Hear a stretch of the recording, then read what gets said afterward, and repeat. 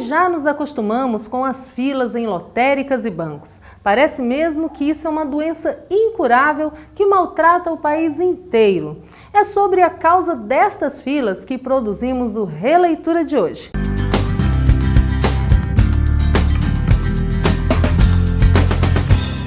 Eu compreendo quando uma pessoa diz que não gosta de política. O sentimento que tenho sobre essa posição é o mesmo quando vejo alguém criticar a Igreja Católica. Isso é causado por meias-verdades que essa pessoa aprendeu, deturpação da verdade, desconhecimento da história e da realidade perene. Quando uma pessoa diz que não gosta de política, seguramente ela não gosta de políticos. Ou não conhece a história, a cultura, ou talvez lhe falte noções de cidadania ou civismo. Tentando imitar o apóstolo São Paulo, que no Evangelho diz: "Ai de mim se eu não evangelizar", eu não me canso de tentar dialogar, informar, instruir e até discutir com pessoas que se mostram radicais contra a evangelização política. Assim como não perco a oportunidade de escrever e produzir tudo o que posso para defender as maiores conquistas da humanidade, que são a democracia, o liberalismo econômico, a ética, o trabalho, a fé católica e a família, coluna central da civilização. E é por estas convicções historicamente superiores, incomparáveis, que luto como cidadão para empurrar para o lixo da história o petismo, sua cultura e seus petralhas.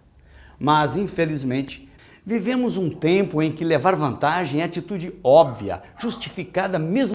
Mas como cada tempo tem seus demônios, estes são os desse nosso tempo. E o Releitura, este bloco sobre minha responsabilidade neste programa, tem liberdade para dizer a todos os rondonienses que há um demônio maior de cauda longa e que precisamos vencer nesse ano eleitoral. Chama-se PT. E em cada programa, enquanto o SGC continuar sendo uma rede democrática, quero dar um motivo concreto para justificar essa posição.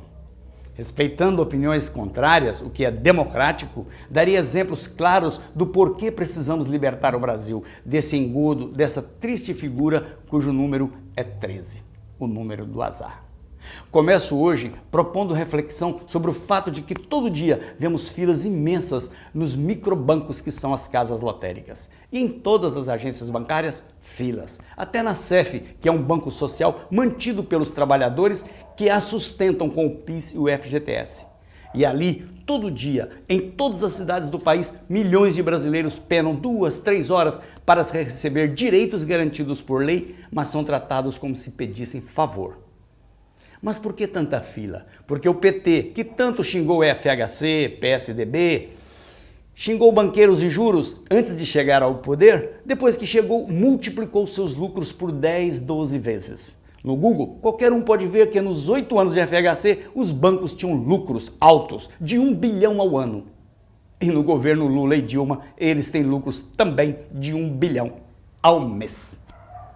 Para você entender o que significa esse assalto, só de juros o nosso país paga, de dívida interna, com o dinheiro de nossos impostos, 240 bilhões de reais ao ano. E sabe quanto o Brasil gasta com educação?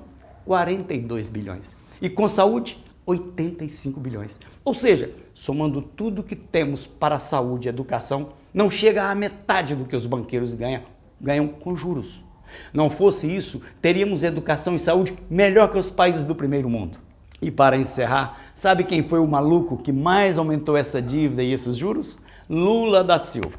O bonzinho de frases de efeito no Jornal Nacional e as bolsas pelegas, o qual pegou o nosso país devendo 618 bilhões e entregou a faixa devendo 1 trilhão a mais, quase o triplo do que já devíamos.